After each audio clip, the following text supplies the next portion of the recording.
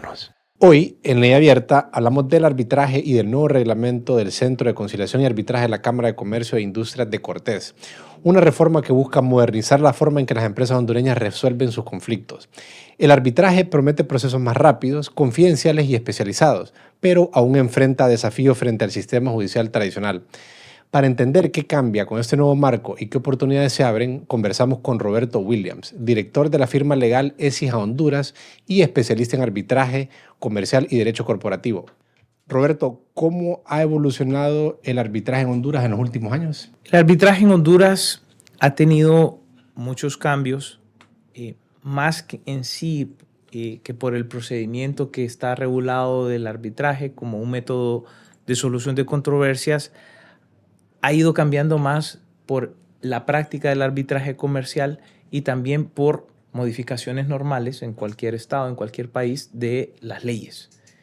Desde luego, un cambio importante que ha influido en el arbitraje es el Código Procesal Civil, no porque sea de obligatoria aplicación al arbitraje, desde luego, sino que por la forma en que el Código Procesal Civil vino a adaptar una práctica en llevar juicios con oralidad, con inmediación del juez, y esto siempre ha sido elementos que han caracterizado al arbitraje. Por lo tanto, las personas que después del Código Procesal Civil 2008-2009 empezaron a entender que en el arbitraje se reunían esos principios, empezaron a comprender mejor la práctica de procesos de arbitraje a los cuales no estaban habituados a utilizarlos. Luego también los reglamentos de los centros de arbitraje en Honduras han tenido ciertas transformaciones y la más importante, podríamos resumirla, en la pandemia. Dado que en la pandemia ninguno de los centros estaba preparado para llevar audiencias virtuales, no solo porque los reglamentos no lo prevían, sino que también por la tecnología que debe haber detrás para llevar a cabo audiencias, para grabar las audiencias en una plataforma electrónica y alojar así esos archivos, así como la preparación de los testigos, peritos, expertos al momento de llevar audiencias de forma virtual y no presencial.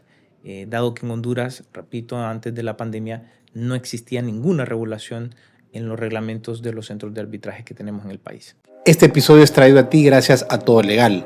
Las empresas que toman decisiones legales con información atrasada corren riesgos innecesarios. Todo Legal elimina esos riesgos. Es una plataforma usada por firmas, corporativos y organizaciones de sociedad civil para seguir cada cambio legal en Honduras.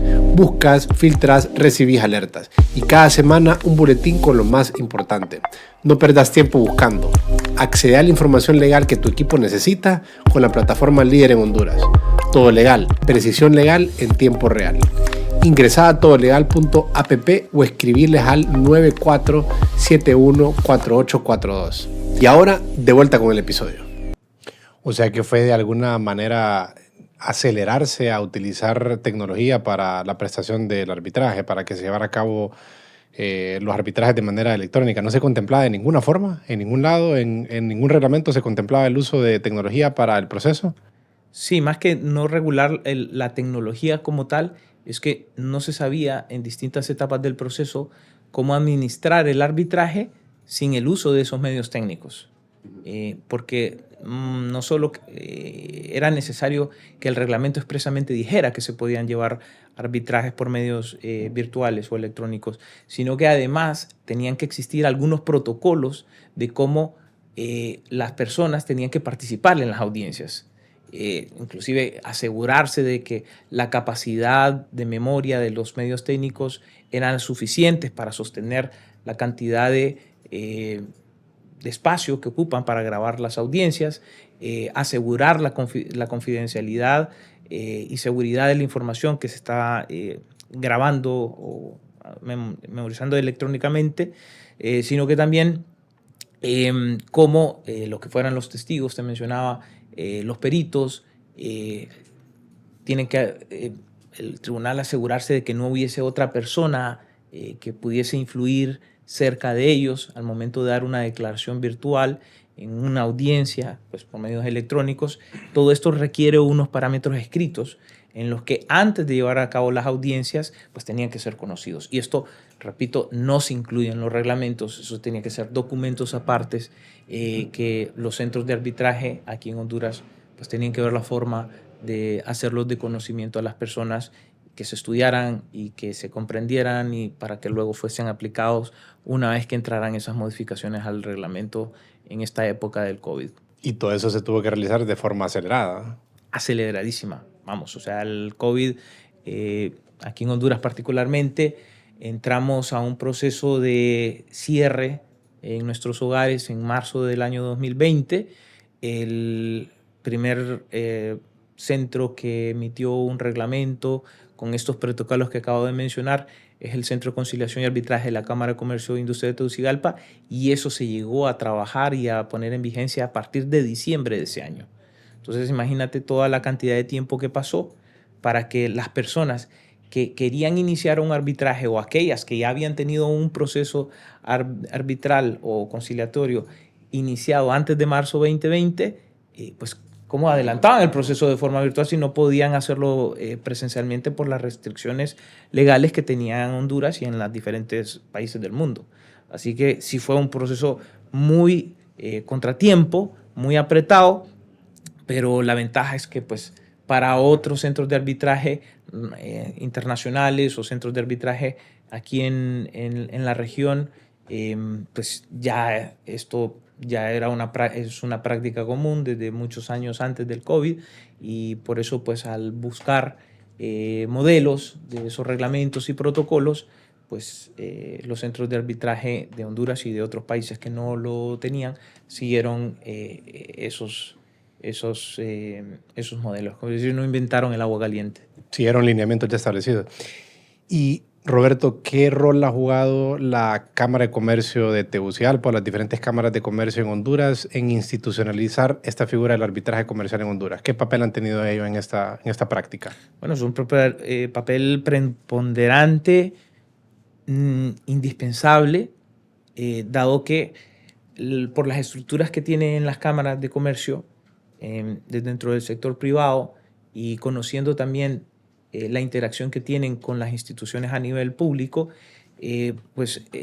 son las instituciones que tienen mayor conocimiento de cómo existe esa relación entre particulares, llámense personas físicas, naturales, y luego la empresa privada, personas jurídicas, con instituciones del Estado o entre ellos mismos. Entonces, o sea, las cámaras de comercio, al tener ese ámbito comercial, ha sido muy importante que las que han creado centros de conciliación y arbitraje en nuestro país, así como en otros países, las cámaras de comercio ayudan a que tanto los usuarios como los otros usuarios que son del carácter privado, como usuarios de las instituciones del Estado, Procuraduría General de la República, abogados de las instituciones del Estado, puedan recibir a través de capacitaciones y no empíricamente, solamente llevando procesos de conciliación y arbitraje,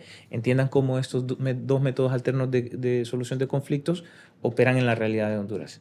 Así que de verdad que el apoyo, el acercamiento, la difusión y formación que tienen las cámaras de comercio mediante toda la estructura que tienen ya iniciada desde hace ya aproximadamente 25 años atrás, cada vez con la evolución y cambio de tiempo, ha incidido, a mi consideración, de forma muy positiva en que las personas vayan mejorando su práctica en el arbitraje. Claro está, siempre hay retos, siempre hay formas de mejorar, y esto es una tarea de parte de los centros de conciliación y arbitraje de cámaras de comercio que nunca termina.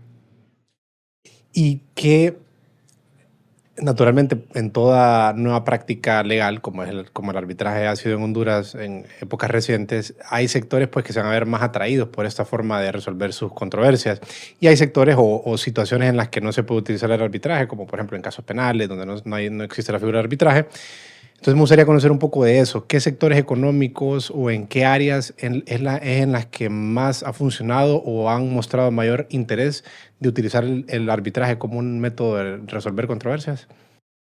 Bueno, desde el punto de vista legal, podríamos decir que las áreas del derecho corporativo, derecho mercantil, por los tipos de contratos que celebran eh, y que están regulados en la legislación hondureña normalmente por Código Comercio, Código Civil o contratos atípicos que son muy modernos, como por ejemplo contratos de franquicias que no están regulados bajo una ley especial en nuestro país.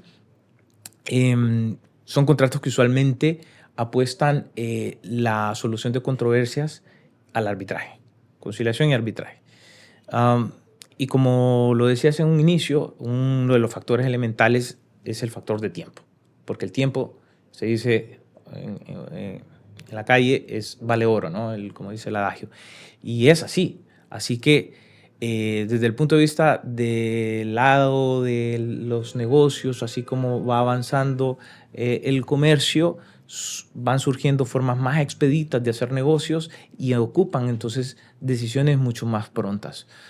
Pues solo te pones a pensar el costo que tiene de mantener una mercadería en un puerto, embarcarla y que estar ahí y que no se despache o que llegando al puerto no salga de ahí para llegar finalmente al destino final del que ha comprado esa mercadería. Son tiempos sensibles y cuando estamos hablando de bienes perecederos, hablamos de comestibles que se deterioran con el transcurso del tiempo, pues surge un conflicto y contractualmente pues, se prevé el sistema de conciliación y arbitraje, pues uno puede obtener decisiones realmente a muy corto plazo.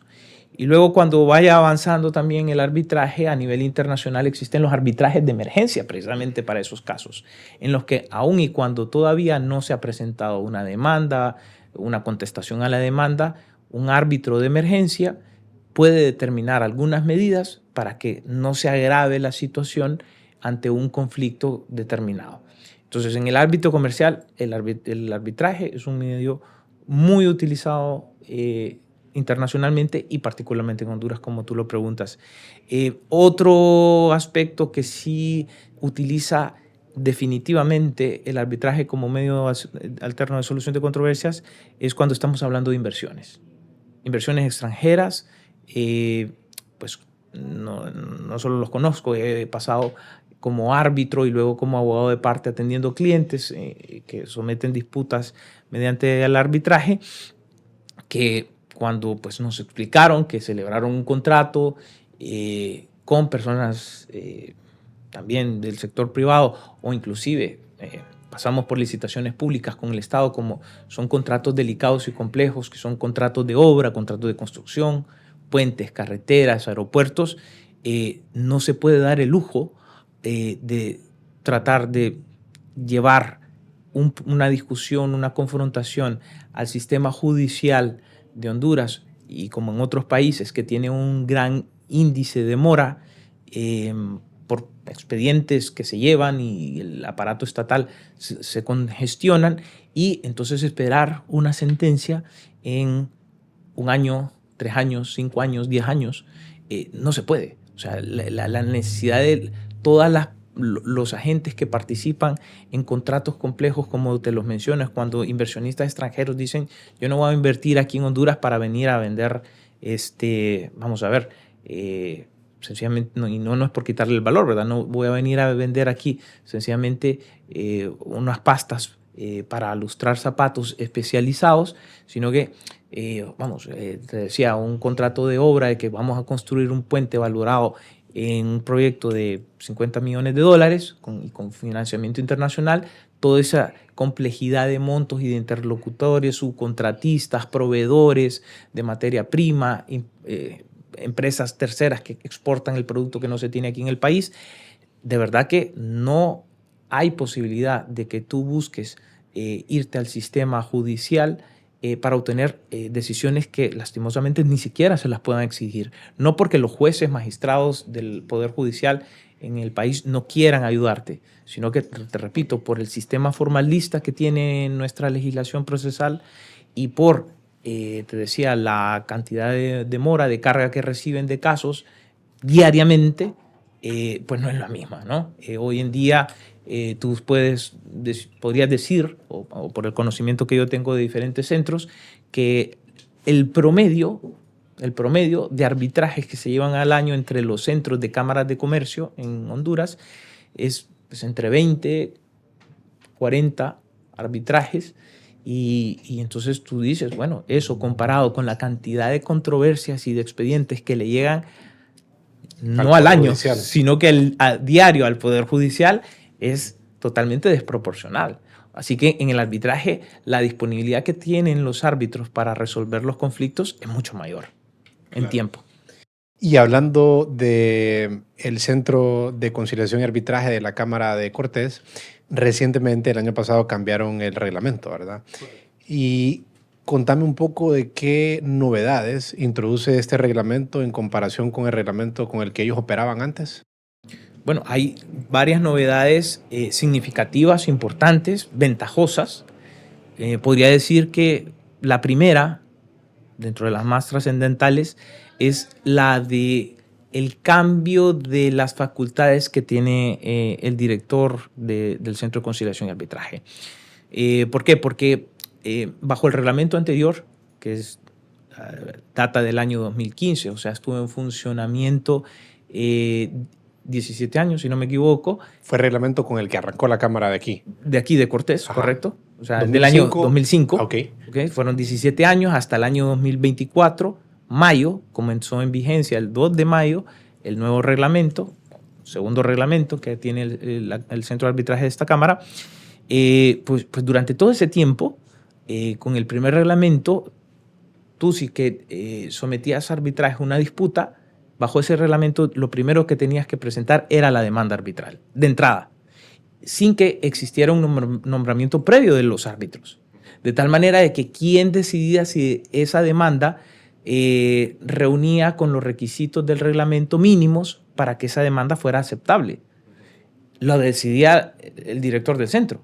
El centro como tal, pues no los árbitros. No los árbitros, porque todavía no habían sido... No estaban conformados. No estaban conformados el tribunal arbitral. Entonces, el director recibía la demanda y tenía la responsabilidad de decidir si se admitía o no se admitía. Y eso generó en Honduras, como en otros países que también tenía ese sistema de procedimiento en estos reglamentos de centros de conciliación y arbitraje, esa situación en la que el director tenía que asumir esa responsabilidad. Con el nuevo reglamento cambia la situación porque lo que tú presentas primero es una solicitud de integración del tribunal arbitral.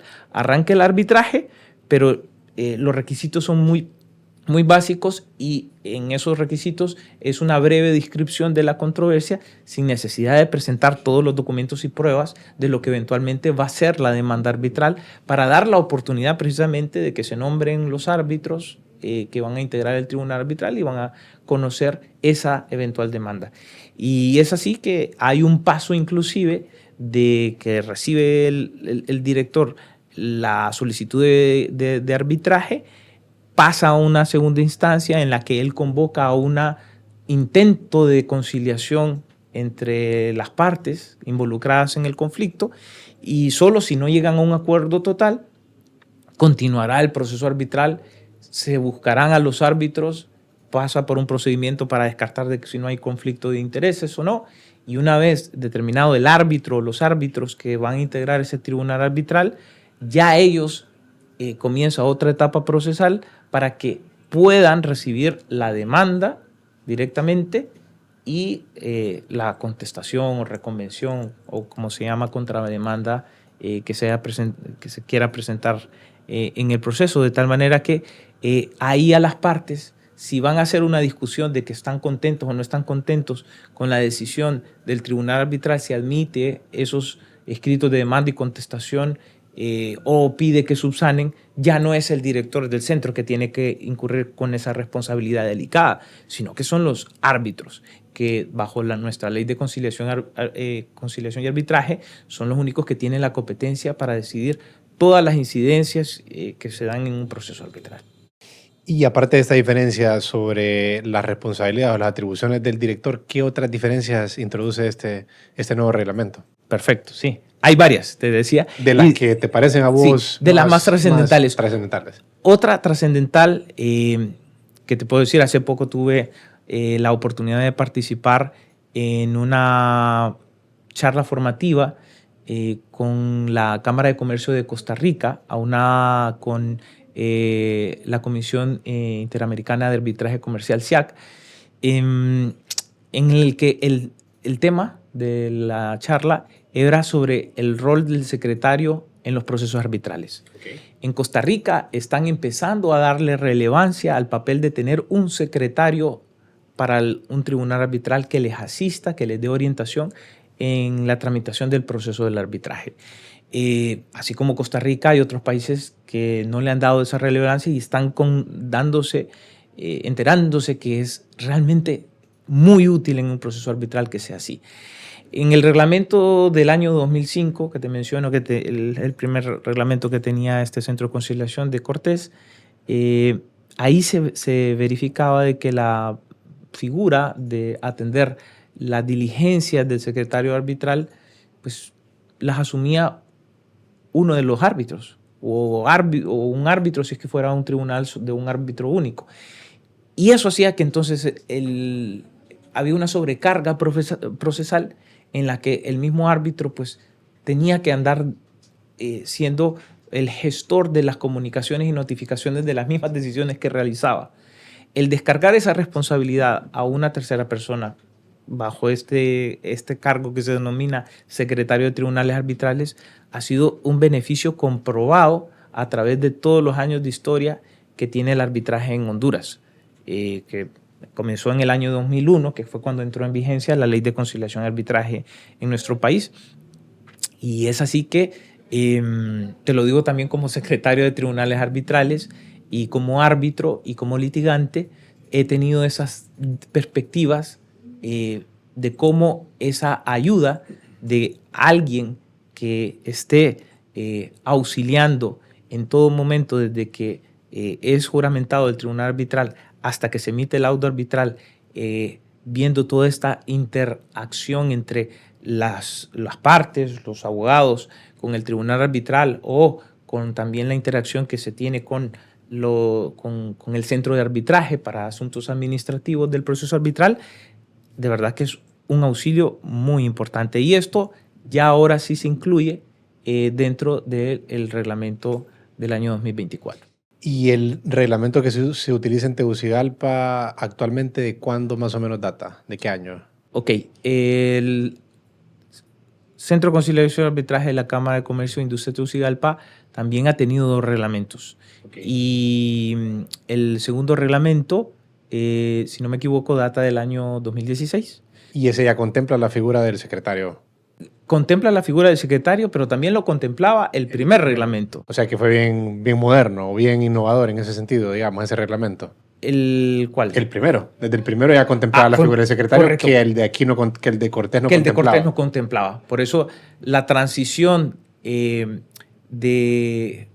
Centro de Conciliación y Arbitraje de aquí de la Cámara de Cortés, con la ayuda de los centros de Honduras y fuera de Honduras que han tenido la experiencia del secretario, fue fundamental para que las capacitaciones que se dieron el año pasado cara a la implementación del nuevo reglamento de arbitraje, que sí incorporaba la figura del secretario que no se tenía antes, jugó un papel muy importante, ¿no? Porque claro, ya estaba el conocimiento. Dieron ese conocimiento y experiencia de cómo aplicarlo.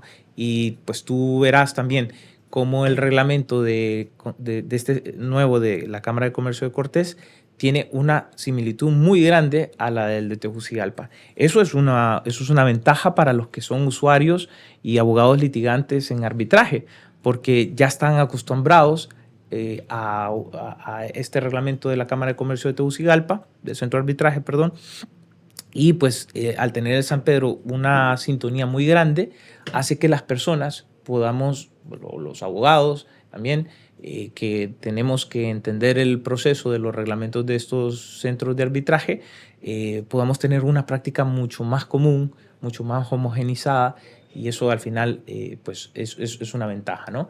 Siempre esto demora una buena cantidad de años, ¿no? Sobre todo para aquellos que van llevando un primer arbitraje en su vida, en su trayectoria profesional, al igual que los clientes, pero te repito, al final ha sido una ventaja el que aquí dentro de Honduras ya existiera una experiencia de cómo funciona y apoya el papel en el proceso arbitral un secretario al tribunal arbitral.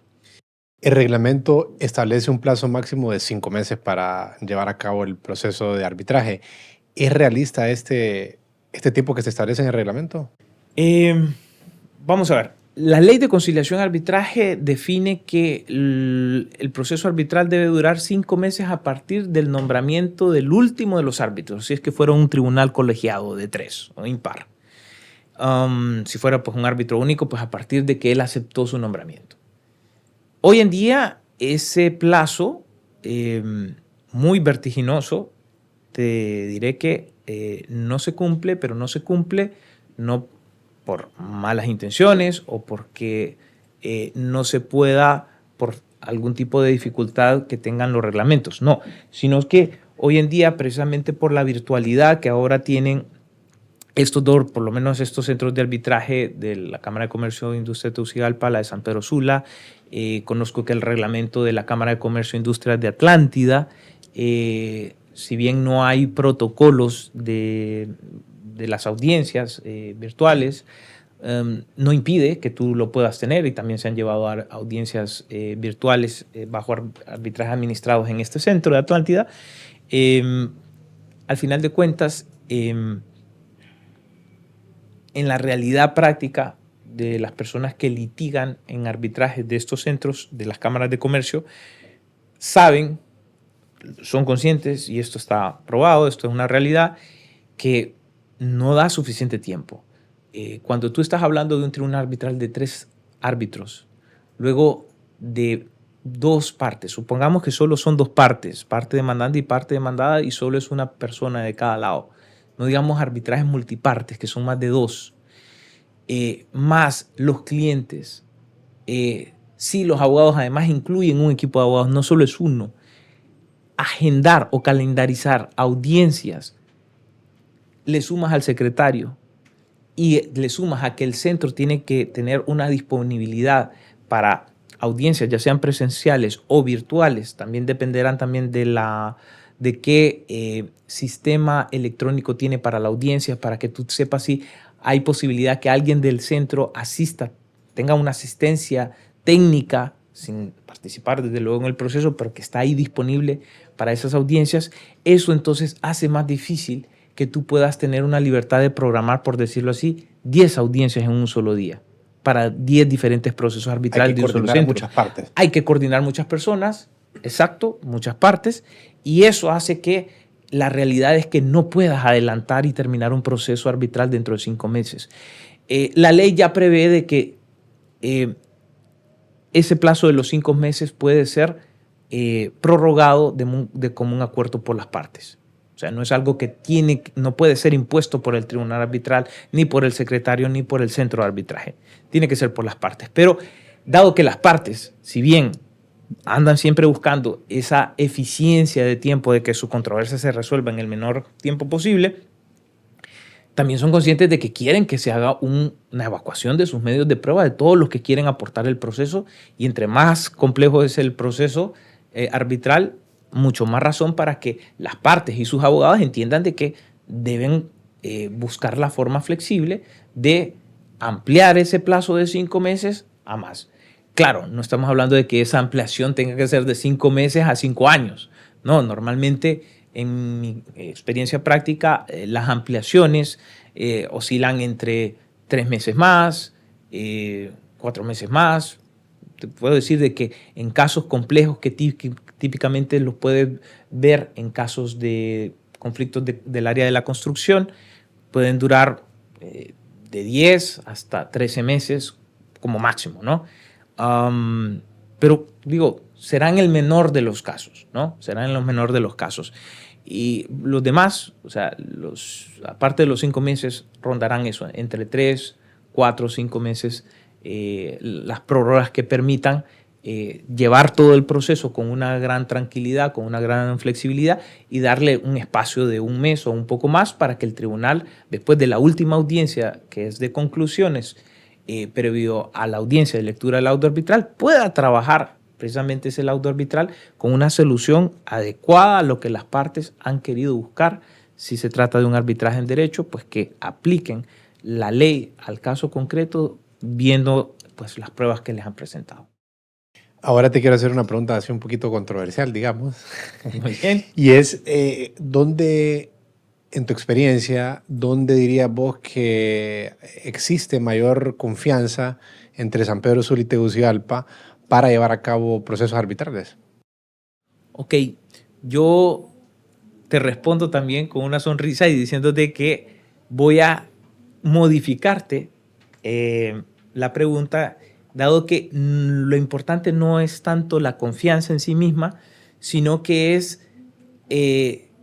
pasa por un tema de que las personas cuando buscan un servicio, que eso es el arbitraje, cuando tú buscas el arbitraje, quieres que tu proceso, si bien ya hemos hablado hasta donde vamos en este momento de eficiencia, que se haga un tiempo expedito, también buscan que se haga con la mejor calidad, con la mejor respuesta.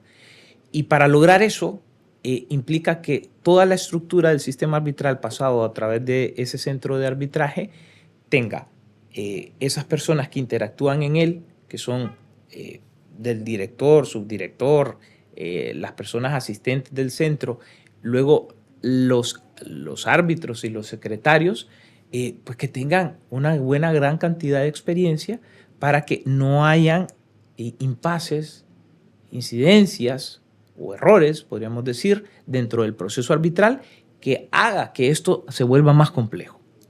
Eso sirve, este principio no solo es para arbitraje, sino que para cualquier tema, cualquier método de solución de controversia, incluyendo el de la justicia ordinaria.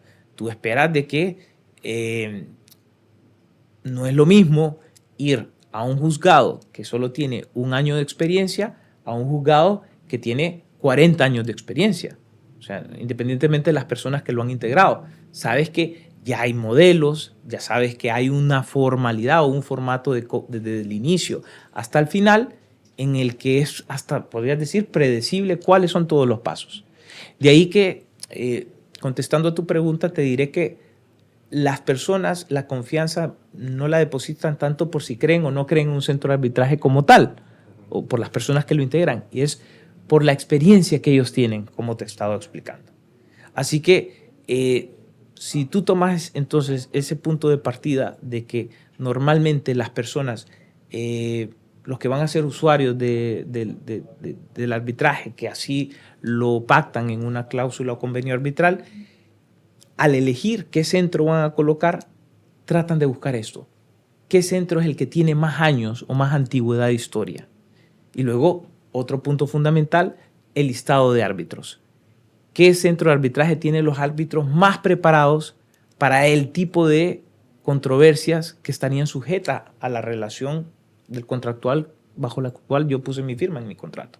Entonces los clientes buscan eso y nosotros como abogados debemos, y lo hacemos muchos, buscamos eso, buscamos un centro en el que ese listado de árbitros existan varias personas que si conocen eventualmente un conflicto sobre ese contrato de nuestro cliente, puedan atender puedan atender ese arbitraje conociendo bien el proceso de ese centro y también conociendo del derecho sustantivo de fondo que se va a discutir en esa controversia que se podría suscitar a futuro. Así que, claro, los centros de conciliación y arbitraje que tiene aquí Honduras, pues hoy en día el que mayor experiencia tiene en tiempo es el Centro de Conciliación de la Cámara de Comercio e Industria de Tegucigalpa. Inmediatamente después viene el Centro de Conciliación de aquí de la Cámara de Comercio de Cortés. Al final de cuentas, esto es, como te lo simplificaba, un tema de experiencia en tiempo a nivel institucional de ese centro de arbitraje y 2, de la formación profesional, procesal y de fondo que tienen los árbitros que integran el listado de ese centro. Dijiste que en Tegucigalpa más o menos se llevan a cabo 40 procesos de arbitraje al año en el centro de la Cámara de Comercio. Más o menos esa es la cifra. Entre 30 y 40, eso es el aproximado. ¿Y en San Pedro Sula más o menos es igual la cifra o tenemos algún dato de eso? Fíjate que lastimosamente no te lo puedo asegurar. ¿Cuánto es la estadística? No he visitado la página web del Centro de Conciliación recientemente y no sé a la fecha cuál sea ese promedio. Pero no me extrañaría por experiencia personal. No, te repito, esto no es fuente del Centro de Conciliación y Arbitraje de aquí de la Cámara de Comercio de Cortés, sino que es por lo que he escuchado de otros abogados que litigan o árbitros que están en el listado de este centro, de esta ciudad. Pero rondarán como 15 al año probablemente. Entonces, pero claro, hay que ser muy justos y es que están estrenando un nuevo reglamento. Y todos sabemos que San Pedro Sula se le domina la capital industrial. Aquí hay una gran fuente de negocios a nivel nacional e internacional. Hay maquilas, hay una... un terreno muy fértil, con mucho abono, para que se den arbitrajes domésticos, que son los arbitrajes nacionales entre personas que son hondureñas, ya te decía, naturales, jurídicas o instituciones del Estado hondureño, pero también para el arbitraje internacional, porque parte de los inversionistas extranjeros en donde tienen negocios en nuestro país precisamente es en esta ciudad.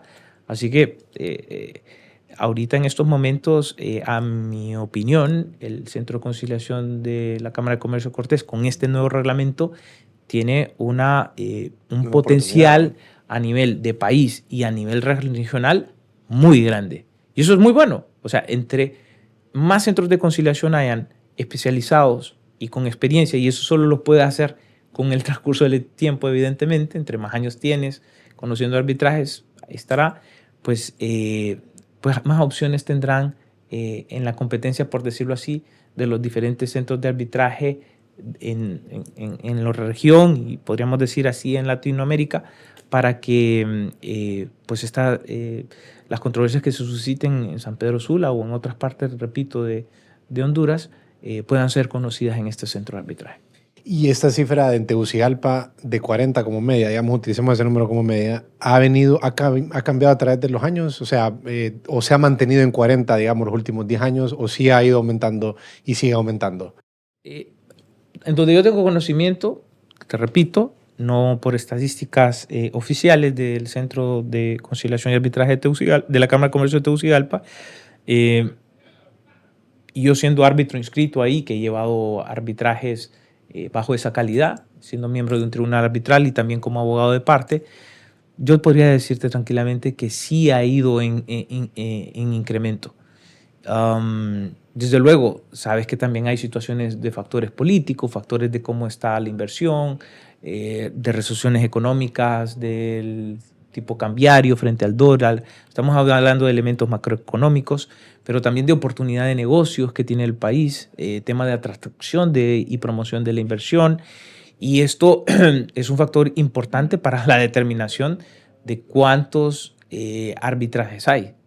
Evidentemente, entre más inversión, entre más comercio hay en un país, entre más contratos se celebren, más existe entonces, evidentemente, la proporción de que existen conflictos y que también puedan ser sometidos a procesos arbitrales de los centros que tenemos en nuestro país.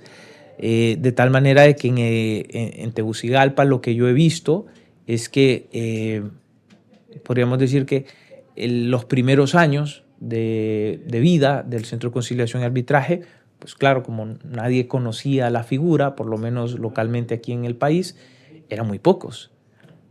Pasando los primeros, podría decir, 5 a 10 años, la cifra iba incrementando poco a poco y luego, después de 10 años, noté de que hubo un despunte, un crecimiento mayor. O sea, en la medida que hubo mayor difusión, en la medida de que los abogados se fueron tecnificando, es decir, capacitándose de cómo funcionaba el arbitraje, porque las empresas extranjeras, sobre todo las grandes compañías transnacionales, están acostumbradas a firmar cláusulas arbitrales para la resolución de disputas de los contratos, pues llámense contratos de distribución, de compraventa, de suministro, de franquicia, de construcción.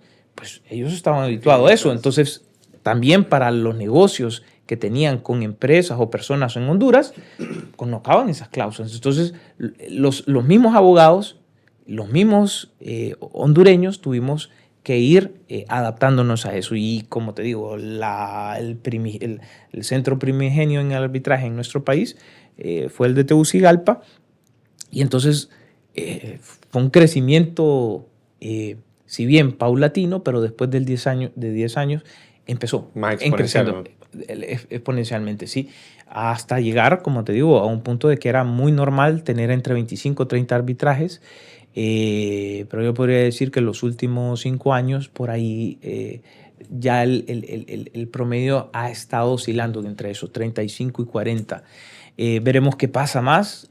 Sabemos que estamos en un momento histórico importante en el que vamos a unas elecciones y no sabremos exactamente qué puede pasar.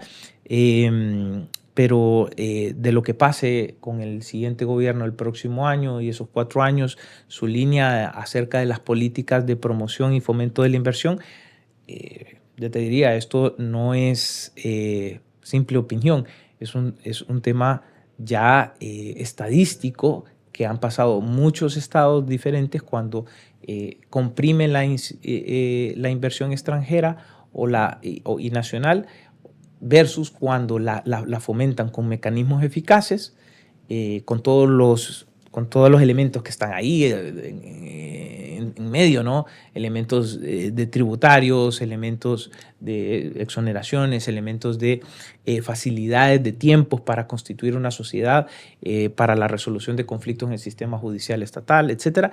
Cuando entonces un gobierno establece todos estos elementos para fomentar la inversión, está probado, suben los arbitrajes en un país. Y al contrario, cuando no se estimula la inversión, se deja o se ponen trabas o se ponen dificultades, se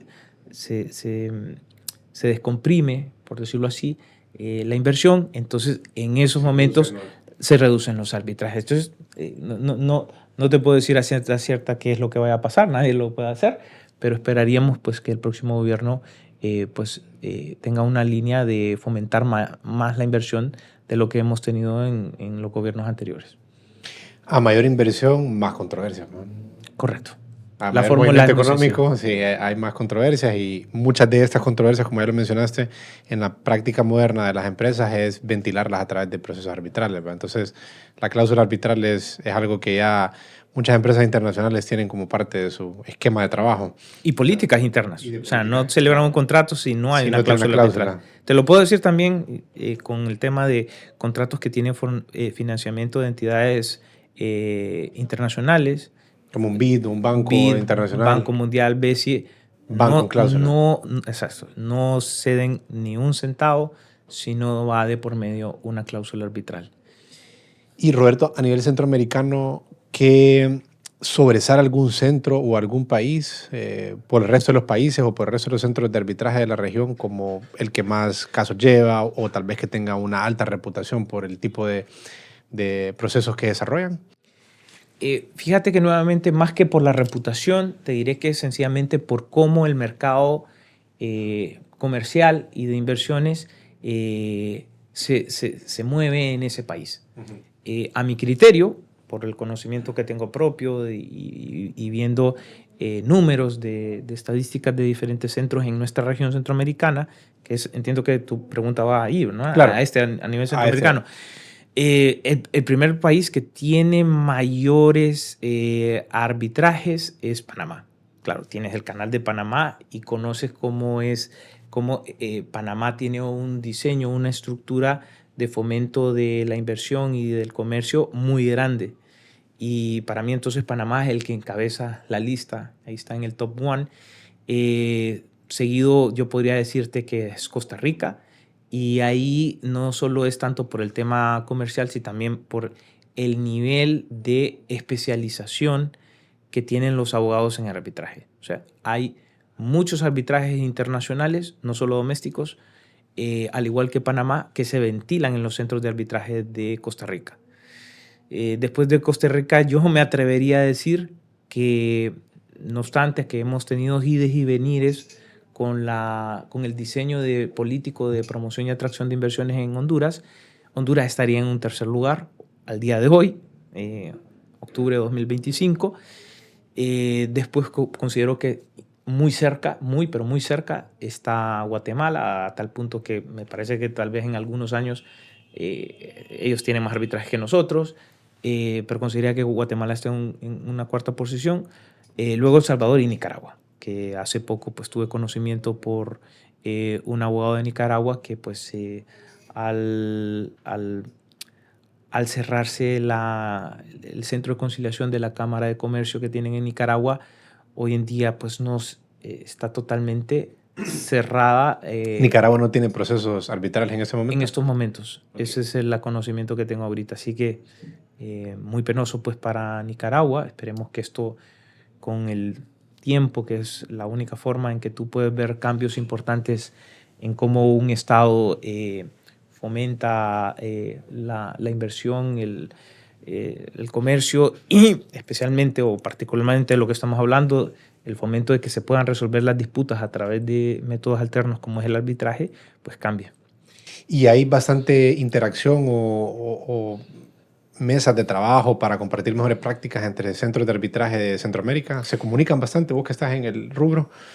Te puedo decir que hay una excelente comunicación, tal es así que, y estás invitado por supuesto, a finales de este mes de octubre hay en Tegucigalpa, o sea aquí en Honduras, seremos sede del 15ª Convención de Centros de Arbitraje del Caribe y Centroamérica. Esto, pues sí, tienen 15 años, creo que solo el año 2020, si no me equivoco, por razones evidentes de la pandemia, no se pudo llevar ni siquiera de forma virtual esta convención de centros de nuestra región centroamericana y Caribe. Y pues eso, va a tener sede acá en Tegucigalpa. Si no me equivoco, las fechas son 28 y 29 de octubre. Y bueno, en estas convenciones siempre hay un panel con una explicación de los directores de los diferentes centros de arbitraje de todos estos países que te he mencionado. Y ahí, a puerta abierta, para todos los participantes que llegan a estas convenciones, pues se habla eso, de las dificultades, de los retos que tiene cada país, inclusive a veces de estadísticas, de ideas, de fomento, y sé que también a nivel de ya de tú a tú, de centros a centros, se comunican muchísimo entre todos estos países en nuestra región para facilitar experiencias.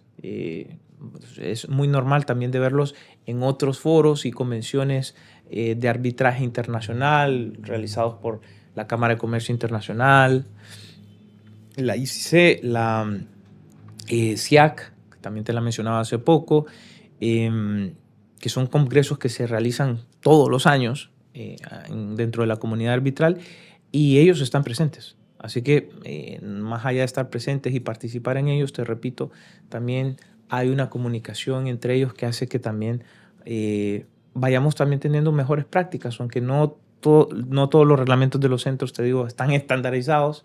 Eso es muy difícil, a no ser que haya un centro de arbitraje regional que sería como un ideal similar al que promovía el gran prócer Francisco Morazán.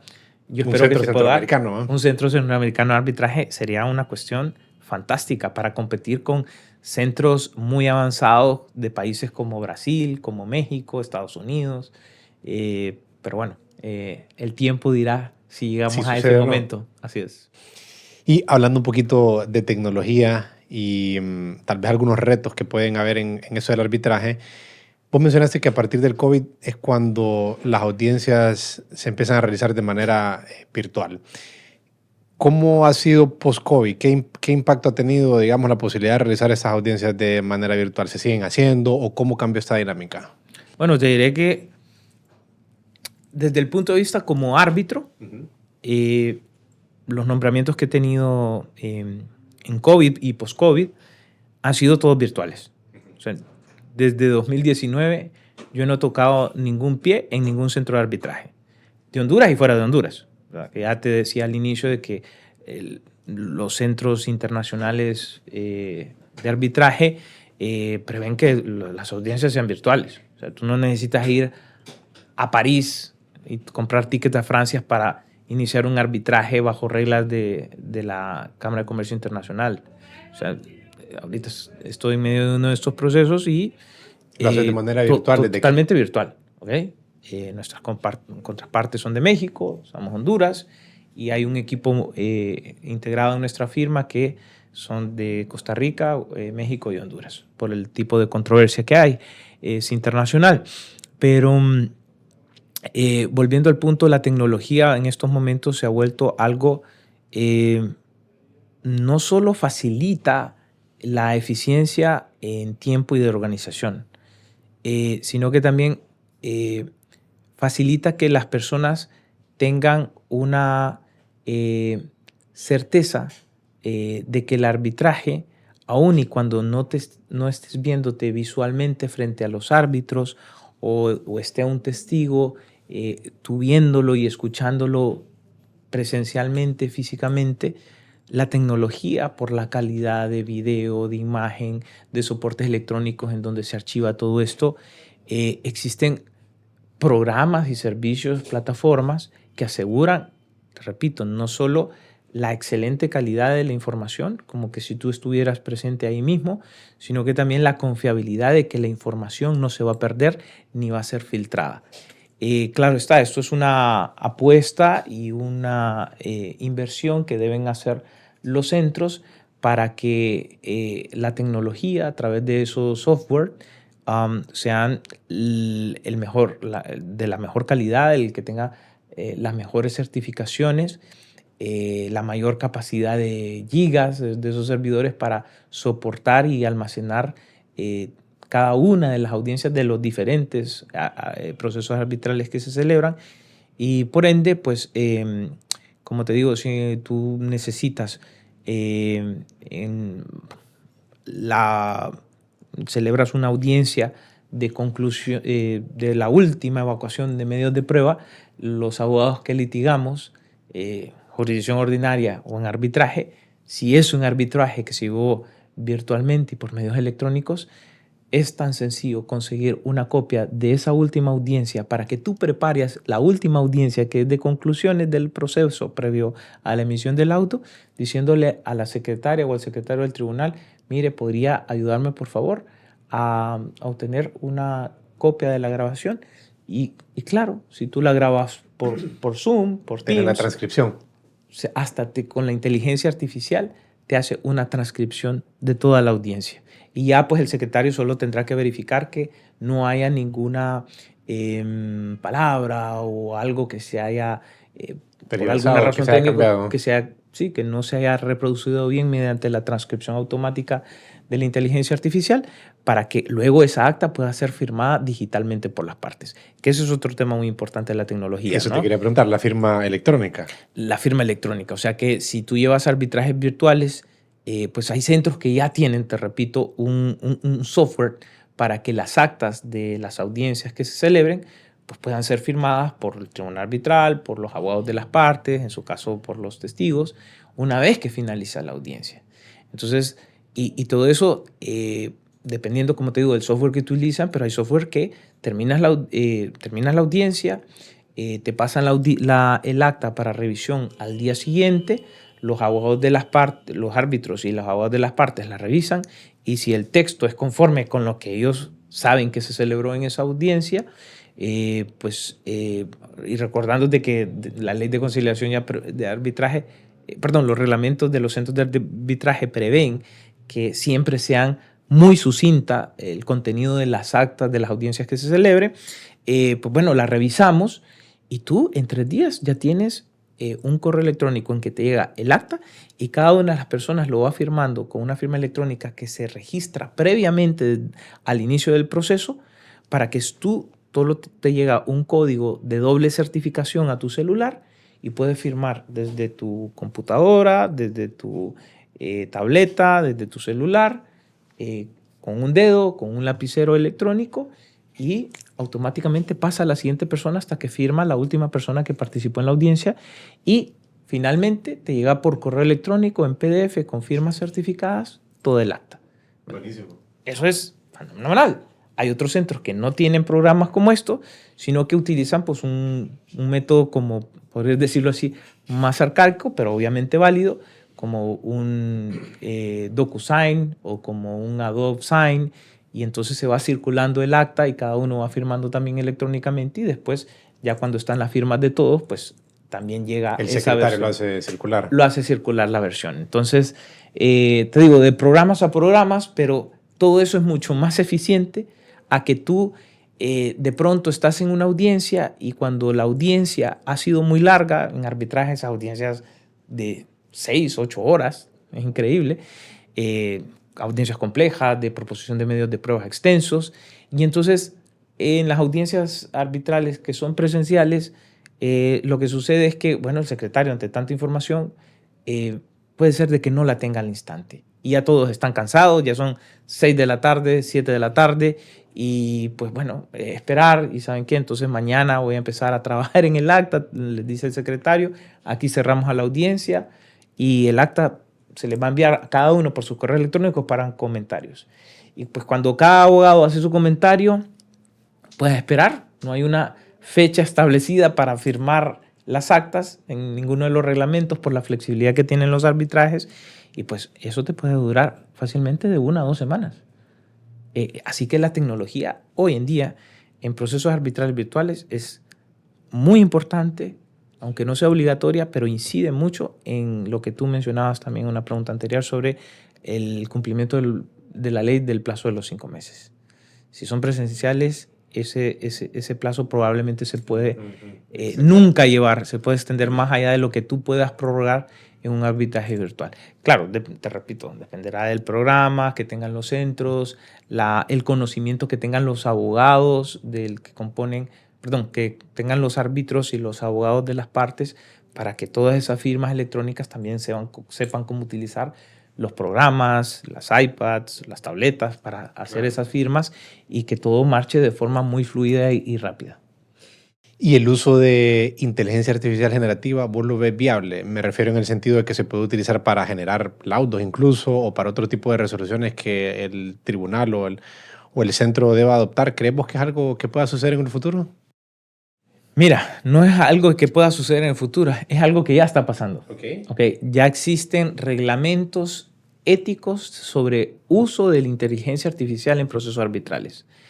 Está el reglamento del Centro de Arbitraje del Silicon Valley en Estados Unidos, el reglamento de ético también para el manejo de uso de inteligencia artificial de la Corte Internacional de la AAA de Estados Unidos y también de la Cámara de Comercio de Estocolmo, en Suecia. Son los 3 centros que yo te podría mencionar en estos momentos, que recuerdo con mucha claridad, que ya tienen su reglamento en que regulan cómo y cuándo se puede utilizar inteligencia artificial dentro del proceso arbitral. Y hago connotación en la palabra ética, porque, pues bueno, hoy en día para nadie es ajeno la relevancia que está cobrando el uso de la inteligencia artificial como una herramienta para facilitar el trabajo, ¿no? No para sustituir a las personas. Y en arbitraje es muy sensible el uso de la inteligencia artificial toda vez de que existen varios principios que inundan el arbitraje y es la inmediación también, de que los árbitros son los que yo confío en el arbitraje, pero confío que también que los árbitros que van a conocer mi controversia tienen un conocimiento especializado. Y que ellos emitieron la resolución. Y que ellos emitieron la resolución y no fue una máquina o no fue fulanito X o fulanita Y, no fue una persona distinta, no, a ellos. ¿Por qué? Porque sobre todo en arbitrajes internacionales en materia de inversión, muchas veces un caso o un elemento muy importante es al inicio cuando tú defines quién es el árbitro. ¿Por qué? Porque hay árbitros que tú ya conoces cómo han trabajado en tribunales anteriores y que se han publicado laudos sobre controversias en diferentes sectores y tú ya tienes como una idea de cuál es el criterio de ellos. Y ese criterio puede servirte, o sea, a la hora de proponer si es que es posible para las partes o así lo han determinado, de elegir o nominar, mejor dicho, quién va a ser un miembro del tribunal arbitral, confiando en la experiencia de ese árbitro.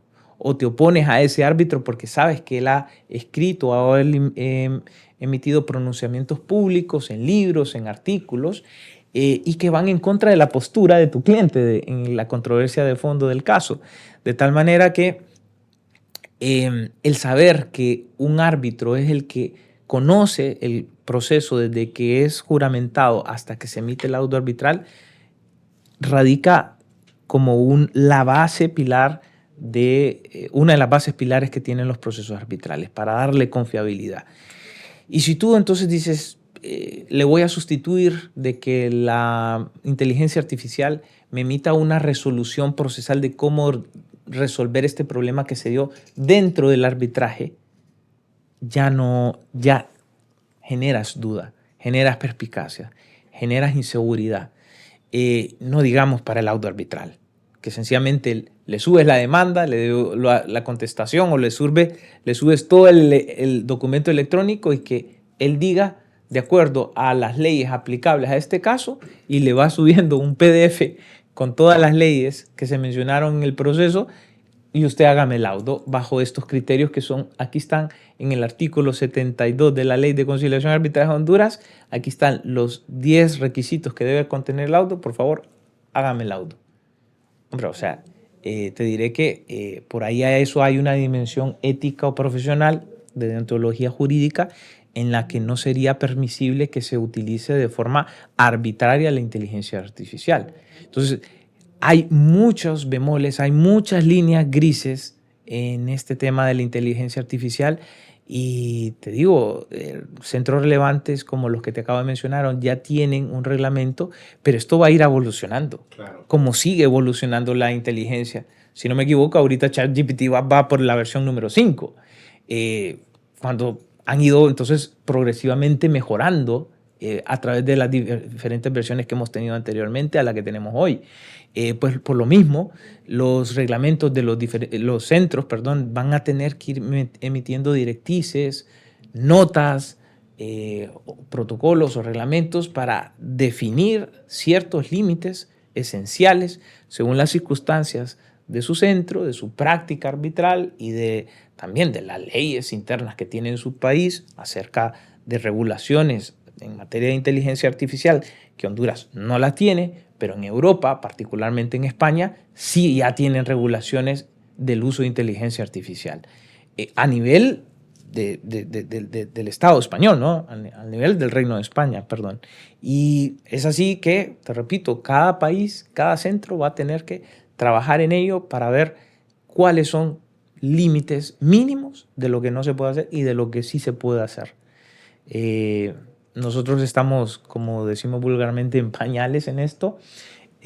Yo sí tengo el serio compromiso de trabajar con otros abogados en hacer una propuesta de reglamento, también desde ese punto de vista. Un reglamento ético del uso de inteligencia artificial en los procesos arbitrales. En los procesos arbitrales, pues nada, eso será algo que tienen que discutir las juntas directivas de las cámaras de comercio para ver si lo modifican, lo aplican o no lo aplican, pero de verdad que ya es una necesidad porque es una realidad la inteligencia artificial, no solo en el ámbito jurídico, sino que en todo ámbito, ¿no? Sí, yo creo que sin duda esta es de las discusiones más importantes que probablemente se hagan en los próximos años en toda esta temática, porque al final mucho de lo que se resuelve en procesos judiciales, arbitrales, se responde en texto. O sea, texto es la forma como se manifiesta.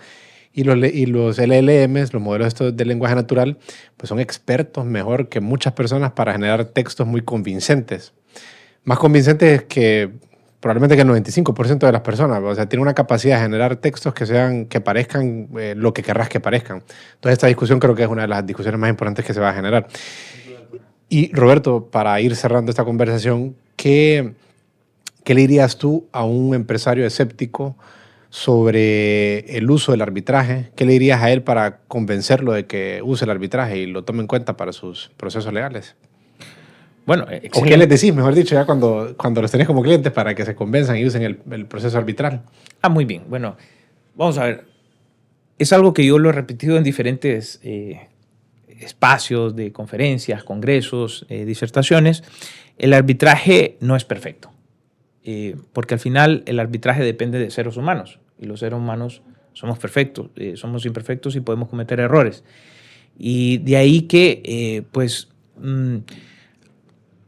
he tenido clientes que han generado dudas acerca del arbitraje por oídas, es decir, por explicaciones de terceros que tuvieron una mala experiencia. Y a veces esas malas experiencias son subjetivas, en el sentido de que pues, no le fue favorable el arbitraje, ¿no? Es muy raro escuchar, yo gané el arbitraje, pero fíjense qué mal el arbitraje. La decisión iba en contra de lo que yo pretendía, de los intereses de mi empresa o de mi persona, si fuera una persona natural la que estuvo en medio del conflicto. Y pues el abogado le dice, bueno, pues como en todo método de resolución de conflictos, no siempre vas a ganar. Inclusive cuando tú tienes, podrías decir objetivamente, la razón o tienes los fundamentos de derecho para que te concedieran lo que había solicitado en ese proceso contencioso. De ahí que yo podría afirmarte que las personas cuando nunca han tenido una experiencia de arbitraje y yo me encuentro en la posición de abogado como un doctor, como un arquitecto que tiene que darle un consejo de cuáles son los elementos, cuál es la mejor forma para mejorar su salud, para construir su casa, pues yo como abogado les digo, vamos a ver, esto no hay recetas generales. ¿Qué tipo de contrato vas a celebrar? ¿Qué tipo de relación es la que tú vas a iniciar? ¿Es solamente con una persona hondureña? ¿Es con personas también extranjeras? ¿Son solamente tú y otra persona más? ¿O son muchas personas? Hay muchos elementos que tú tienes que considerar para determinar si el arbitraje es el lugar ideal para hacerlo. Y desde luego, ¿qué centro vas a elegir? Cuando tú estás hablando de controversias internacionales, eso se vuelve muy relevante porque si bien tú podrías decir, me gusta jugar en mi cancha, es decir, mi cliente es hondureño y la otra parte con la que celebró su negocio jurídico, con la que va a celebrar el contrato, es de Italia o es de Chile, entonces tú puedes decir, bueno, yo voy a tratar de entonces de decir de que, proponer que en caso de resolución de disputas, la controversia se resuelva en un centro de conciliación y arbitraje de aquí de Honduras y determinas cuál de ellos. Y la otra parte va a decir, no, yo quiero que se celebre en un centro de conciliación y arbitraje, pero de uno de los que están en Chile. Pues nada, eso es parte también de la negociación. Pero lo que sí tienes que saber tú es que si va a ser mediante arbitraje, como te mencionaba anteriormente, no solo cuántas personas hay de por medio, sino que de qué países. Es muy importante de que quién es el que puede cumplir o incumplir. O sea, quién tiene mayor posibilidad, quién tiene el mayor riesgo en la operación de la relación contractual o de negocio.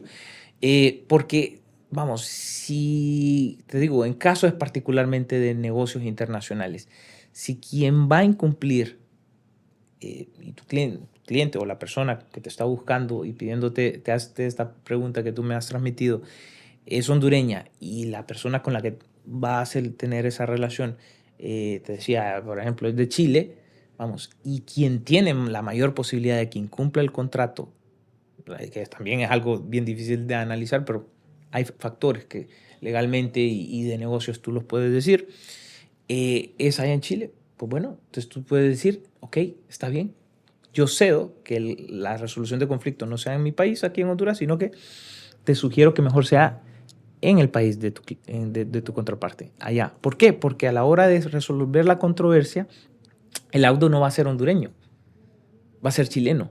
Y si la empresa solo tiene bienes en Chile, pues a la hora de tratar de reclamar el cumplimiento de ese laudo, si es que una vez con el laudo te dan la razón y la empresa chilena o la persona chilena es la que incumple, pues, y no quiere cumplirlo, te repito, tendrás que ir a los juzgados estatales de Chile a pedir que se ejecute ese laudo y se cumpla. Y tú vas a tratar de asegurar con alguna de las medidas típicas como son embargos, de embargar a esa empresa extranjera. Pero desde un punto de vista de derecho internacional, el laudo no tiene la misma facilidad de ejecución si el laudo es hecho en Honduras a que si es hecho en Chile, a que si es hecho en Brasil, a que si es hecho en Londres. Claro. Y perfectamente podrían haber pactado de que la controversia entre la persona chilena y la hondureña fuese en Londres. O sea, lo he visto, existe y va a seguir existiendo. Pero lo relevante entonces es, en caso de incumplimiento, ¿dónde lo va a ejecutar?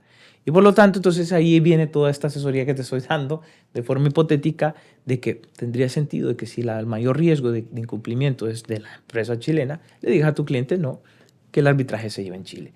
Así que está demostrado por estadísticas de diferentes centros internacionales que el arbitraje funciona, tanto en eficacia como en eficiencia en tiempo. Pero claro, te decía de un inicio al contestarte esta pregunta, no es perfecto, porque los árbitros tampoco son perfectos y pueden haber errores en la aplicación de las leyes a los casos concretos de las disputas que se someten en el arbitraje. Pero lo importante es la confiabilidad que tú tienes, porque también estás haciendo una apuesta. Es un poco así, aunque no lo quiero simplificar como un juego de póker, pero hay ciertas cartas que tú no puedes controlar, no vas a controlar completamente todo. Y cuando empresarios o cuando personas me dicen es que el arbitraje no tengo confianza o ya he pasado un arbitraje anterior que perdí o he conocido amigos que tienen empresas y que perdieron y empiezan a estigmatizar el arbitraje porque no es lo que la gente les vendió, que era como que si fuera la panacea y solución para cualquier tipo de controversia y en cualquier circunstancia y en cualquier país y con cualquier persona, es donde se generan los errores y críticas negativas. Más allá de si la decisión al final con el laudo fue correcta o no. Y por eso entonces sí tienes que tomar muchos elementos y para eso pues sí tienes que tener personas muy especializadas en conocimiento y experiencia de cómo funciona el arbitraje en su país y fuera del país. Y la celeridad es algo, un factor, es un punto que ayuda a convencer, diríamos, a las personas. Siempre. Esa es de las cosas más importantes, porque saben que en la justicia ordinaria va a ser años. Se lo tienes que decir, de años. Ahora, como te digo, y te pongo un ejemplo nada más, como una muestra de botón. En materias de derecho inmobiliario, en Honduras y en otros países, normalmente el sistema ordinario de justicia tiene tanta experiencia, es un área de precedentes y de que existe mucha litigiosidad, que eso los jueces ordinarios del Estado conocen muy bien cómo funciona y cómo resolver. Mejor capacitados normalmente que un árbitro. Y entonces, si ya entonces hace el costo de oportunidad de cuánto tiempo me puede durar en un arbitraje que andará entre 5 a 8 meses de tiempo versus la justicia ordinaria que me puede durar una sentencia en primera instancia de 1 a 2 años, ¿verdad? Por mucho. Tú dices, bueno, pero ellos conocen muy bien, tienen muchos antecedentes, han resuelto muchísimas veces esto. Entonces, si bien el factor tiempo que tú mencionas es elemental, es fundamental en la toma de la decisión de cuál va a ser el método de resolución que tú vas a pactar en un contrato, en una relación, sí, definitivamente que para el sector privado, como también lo platicamos a un inicio, en materia de mercantil, en materia de inversión, el arbitraje normalmente va a ser mucho más expedito, mucho más rápido, que traducido desde un punto de vista económico va a ser mucho más beneficioso para las personas que estén en esa relación contractual. Roberto, gracias por acompañarme hoy en Ley Abierta. ¿Quisieras dejar los contactos de tuyos o de ESIA por si alguien quiere conocer un poco más de los servicios que ustedes ofrecen? Bueno, sí, primero muchas gracias por la invitación y por el espacio. Siempre disponible para Ley Abierta si tienen la oportunidad para discutamos otros temas con mayor profundidad. Y bueno, entre mis datos podría decirte que pues, nosotros somos una firma iberoamericana, de hecho somos la única. ¿En cuántos países más o menos está ESIA? Nosotros estamos aproximadamente en 16 jurisdicciones, desde Europa, aquí en Latinoamérica y abarcando Latinoamérica. Y pues nuestra página web es www.esija.com. Ahí pueden encontrar pues información, evidentemente, de las direcciones, de las oficinas, del equipo que tiene cada oficina de cada país que integra esta firma iberoamericana. Así que con gusto pues pueden abocarse y ahí también está mi correo electrónico. Muchas gracias, Roberto. A ti.